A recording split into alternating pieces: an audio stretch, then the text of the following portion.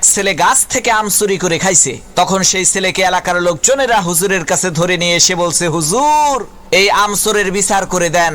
হুজুর তার কিতাব বের করে সমস্ত লোকের সামনে কিতাব খুলে পড়তে আরম্ভ করলো। যে চুরি করে খাইছে আম তাকে দিতে হবে তার দাম, দাম না দিলে তার পিঠের উপরে কিল পড়বে ধাম ধাম। হুজুরের কিতাব শুনে এলাকার লোকজন সেই ছেলেটিকে কয়েকটা চর থাপ্পড় মেরে বিদায় করে দিল। আল্লাহর কি কুদরত!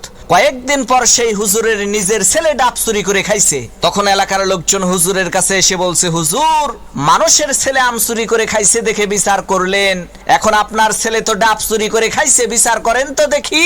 লোকদের কথা শুনে হুজুর তার কিতাব বের করে বলল, ভাইরা আমার, কিতাবে লেখা আছে যে চুরি করে খাইছে ডাব তার হয় নাই কোনো পাপ।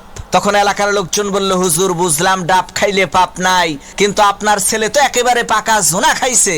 হুজুর তখন কিতাব থেকে পড়লো, যে খাইলো জোনা তার নাই কোনো গুনাহ। এলাকার লোকজন বলল, হুজুর ডাব খাইলে পাপ নাই, জোনা খাইলে গুনাহ নাই মানলাম, কিন্তু আপনার ছেলে তো নারিকেল খাইছে।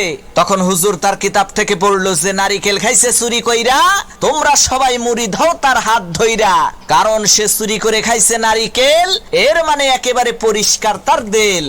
তখন এলাকার লোকজন বলল, সর্বনাশ, হুজুর আপনার ছেলের বিচার করার কোনো দরকার নাই, আপনি আমাদের ছেলেরই বিচার কইরেন তাই হবে।